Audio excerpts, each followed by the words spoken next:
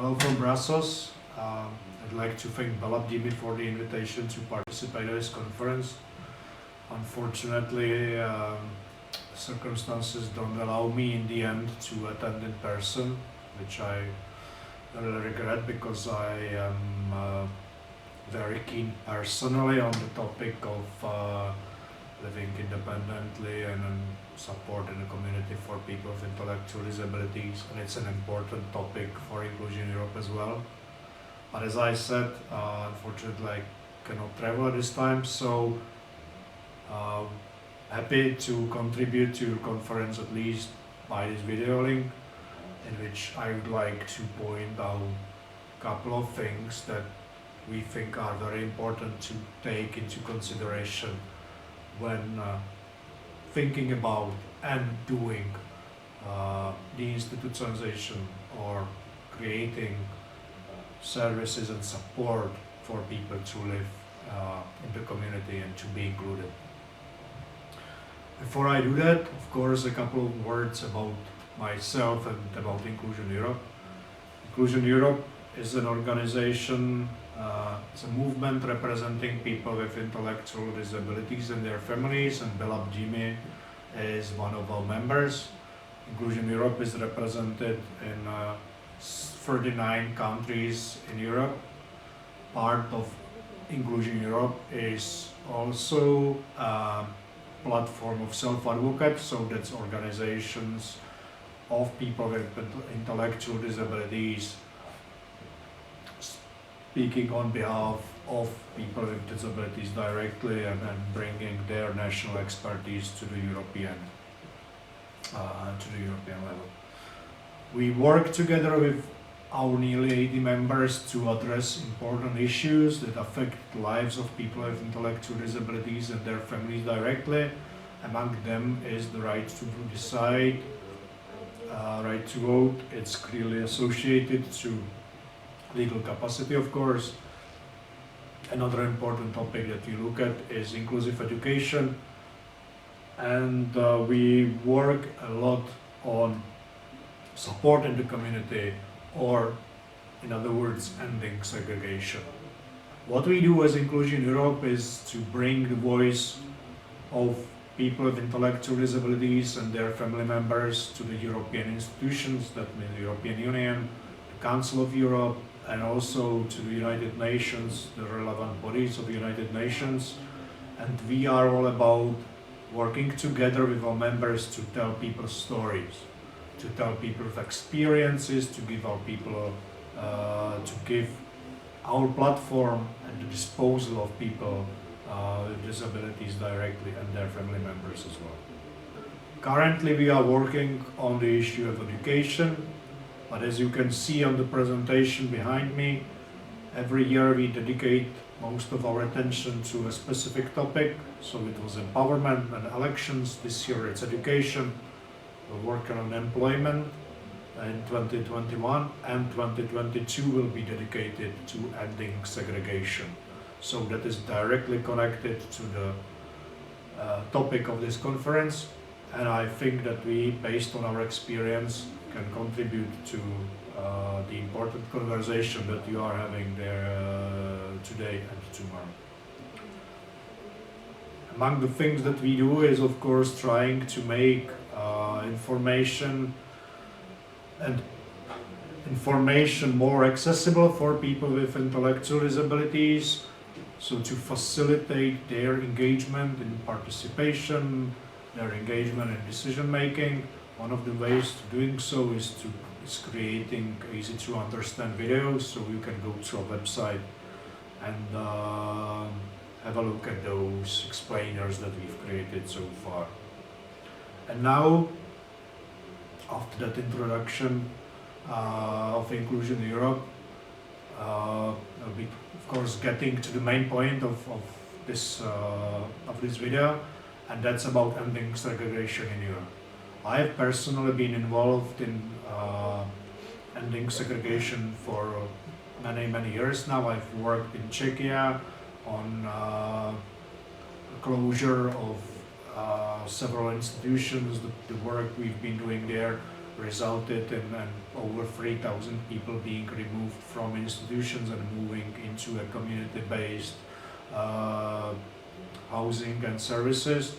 And I've been involved in other countries personally, so that's, I think, some experience I can bring to you today, and hopefully the work that will follow this conference.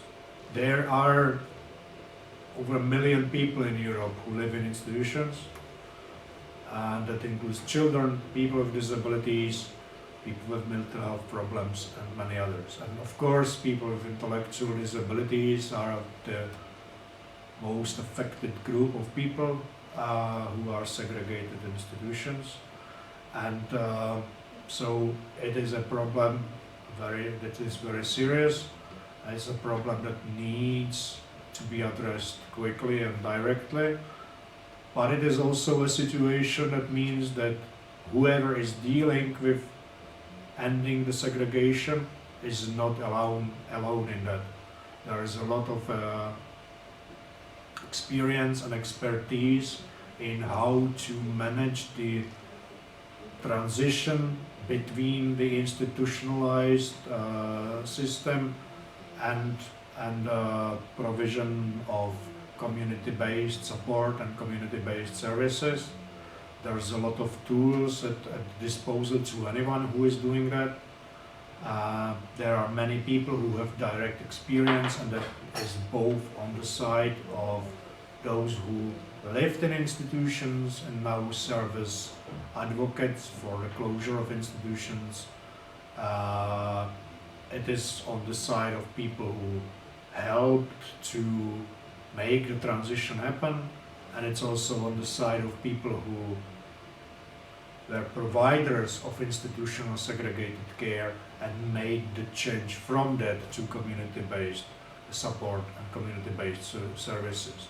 So I think it is an important message here in this point to realize that the task ahead, there are other people who've been dealing with this, there are people who are willing and happy to share their expertise, and it is possible to learn from them. It's possible to learn from others, to learn from the experiences that we have around us, and to use the many tools and examples that are at our disposal at this moment. About the actual process of ending segregation and developing community-based services, I would like to talk about 3 specific areas that in our experience are very important to making the transition successful and really facilitating inclusion of people with disabilities, people leaving institutions into the community, into society. First of those is focusing on building relationships, not houses. Second aspect is using housing and work as pillars for social integration. And third aspect is involving families of people who are in institutions or families of those who are not in institutions at the moment, and of course also the people who are not at this point in time in an institution, but they are in danger of ending up there one day. It is incredibly important to focus on building social relationships and helping people to establish normal relations with other people. The capacity, the knowledge, the experience to build relations with others is one of the key things that segregation institutions deprive people of. So they don't have that experience, they don't have any other people they would know. It leads to them being very often not trusting others. It leads to them being traumatized by the experience. And as you can see here from the example of Senada Halčević, our previous vice president and previous chair of the European Platform Self-Advocates, that's a very important element of making the transition succeed. There is always the the fear that one day someone might have to return to the institution, that everything is very fragile. And one way of dealing with that is to focus on building relations for people. So in helping people move out of institution into community-based support and services, it's important to focus on building their social relationships, not building houses. The other aspect I wanted to mention here is that there are two key elements that can be used to make the transition happen and to make the social integration successful. One of them is housing, is providing suitable, accessible housing for people. From our experience, ideal solutions are around renting normal, already existing flats or providing support for people so they can rent themselves flats that already exist. There is much bigger probability of that leading to an integration and actual inclusion in society than building dedicated houses for provision of social services. So focusing on making housing accessible for people is a key element on which integration can be built. And another element is that once you can live somewhere, there also needs to be something that you can do in your life. So, and for most of us, that would be work. So focusing beside housing on providing work for people would be the second element of making the transition and social integration successful. So the benefits of work are not only in the element of having somewhere to go and something to do in your time. It's not only about having a paid employment, so having an income. It is to a large extent also about having the opportunity to develop new relationships, having the opportunity to develop new social roles, being someone's colleagues at work, being someone who helps others by the service they provide in that work, being an expert on something. So that's an important shift from being someone who just lives in an institution, doesn't do anything most of the time, to having different social roles, being an expert in certain areas of that work, being able to support others by performing those tasks at the work.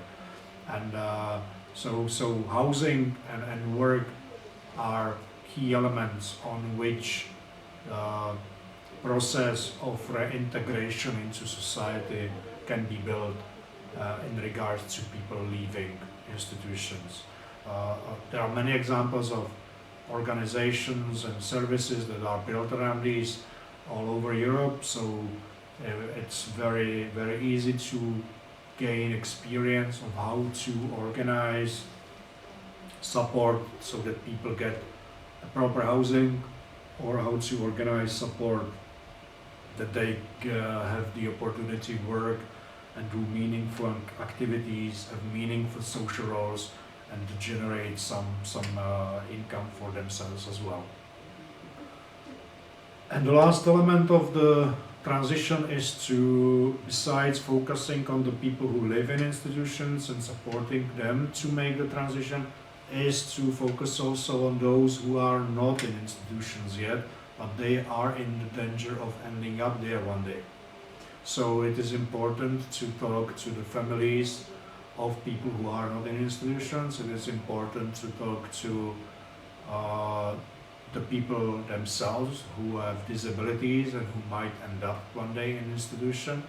It's important to ask them about their expectations and involve them in making the transition and designing the services and the community-based support that people need for themselves, not to end up being segregated. The actual element of preventing people from going into institution is as much as important as supporting those who are in institutions to move out. And another topic to add, based on our experience, is to take into consideration people with complex support needs. What we can see around Europe when the transition from institutional care to community-based care is happening is that most of the efforts focus on people who don't require that much support, people who need support maybe mostly in learning some basic skills and doing tasks in their lives, and maybe some support in making decisions about how to organize their lives.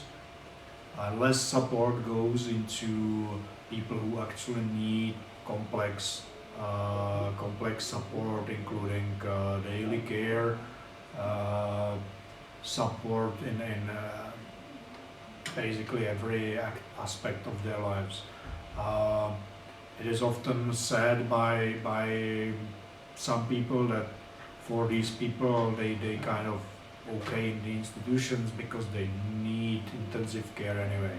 That is completely untrue. There are many examples of very well functioning community-based services for people with complex support needs, and I would very much recommend starting any thinking about making the transition by thinking about the people with complex support needs first. So to make the transition happen, I mentioned a couple of recommendations around the process itself, so that is focusing on building social relationships for people living in institutions, not building houses. It's about providing people with accessible, proper, normal housing and using work or other kind of activities to help them establish normal social roles and relations with others. And it's about involving also people who are not yet in institutions. To wrap it up, as let's say a summary of what being included and being segregated can look like, and how we can think of those things and might potentially be useful to guide the thinking around the changes that are ahead of you. It's good to start about who has controls over the person's lives. So typically, when designing a service, it needs to be taken like that the one who makes decision is the person who is receiving the support, not the institution, not the service provider.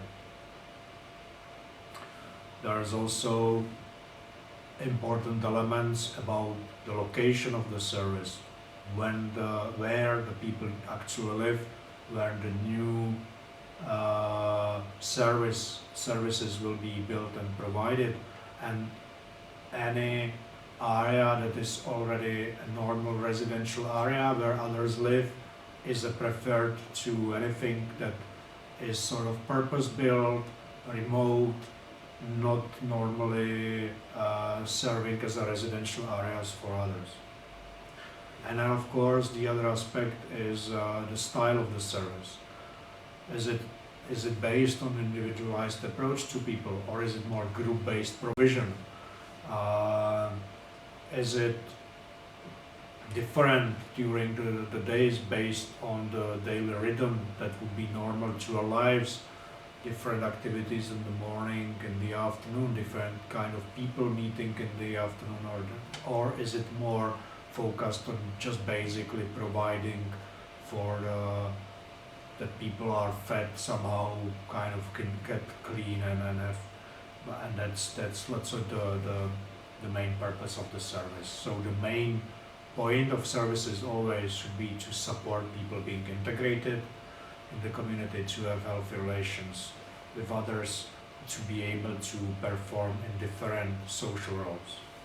So I was saying at the beginning, there are many people in Europe working on a similar subject, and that means that for everyone who wants to address the very important issue of people with disabilities being segregated in institutions, there is a real trove of expertise and experience, tools, recommendations available, so please feel free to get in touch. We are happy to share our own expertise or to help you get in touch with others who are undergoing the same steps or went through the same steps, so they know what works, what doesn't work, and they are always very happy to share that experience with others. I'm very glad that you are having this conversation about ending segregation and providing community-based services in Belarus, and I wish you a very successful conference.